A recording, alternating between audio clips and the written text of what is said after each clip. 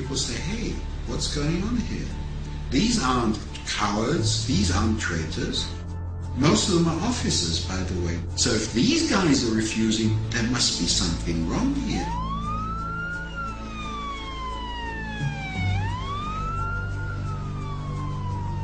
Nobody can argue with what I've seen. I mean, they may not like how I say it, or they may not like all the facts that I convey. It may sound like I'm imbalanced, but the fact is, when you're dealing with oppression, there is no balance.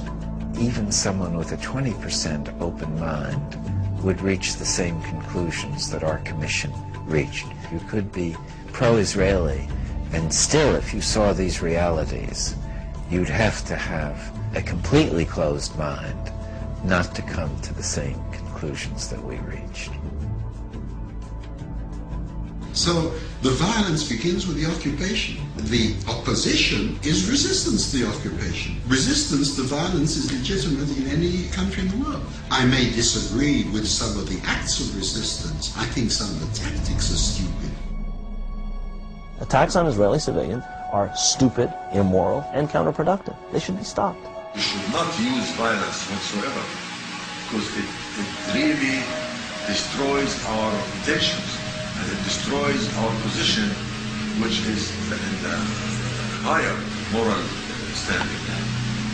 We are the victims, and the world should not understand that we are the victims. Criticizing the Israeli government policy for assassinating people or for shooting children and maiming them, for thousands of children, that's not anti-Semitic, that's humane. We have to tell the truth about what's going on and say as clearly as we can, if you keep going down this path, you're going to destroy yourselves. No enemy will have to destroy you. You're rotting from within because of the methods you're using against innocent people. I don't think, even with the best video that you can make, Americans will really understand what it is like to be a Palestinian under occupation. I guarantee you, if you spend 1 week in Gaza or in the West Bank, you will understand it in a very profound way.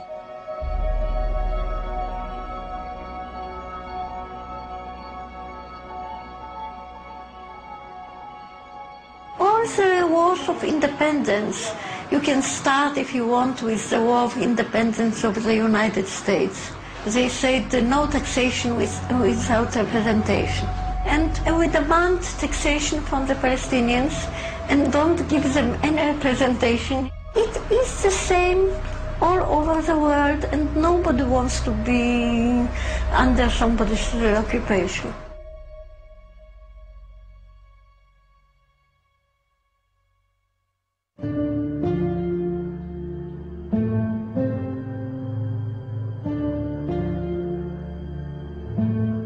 As an Israeli, we go to India and to South America to meet the Native American Indians. We're looking for these,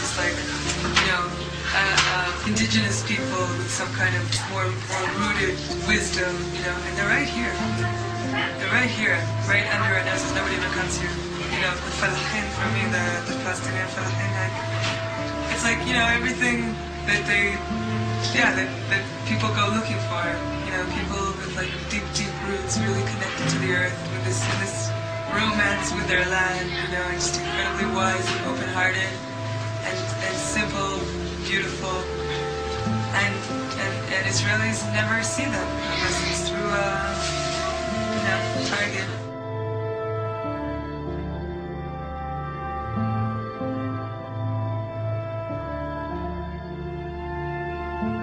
I wish that people knew what was really going on here, and I wish that people could see these people through my eyes.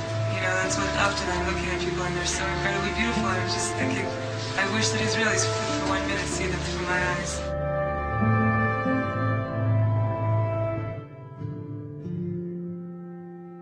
No amount of reading, attendance at conferences, documentary viewing, and word of mouth could have prepared me for the reality of the situation here. You just can't imagine it unless you see it.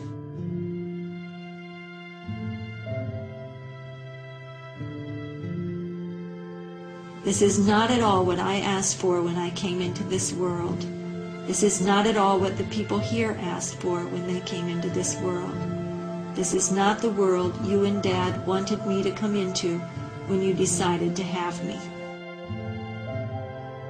This has to stop.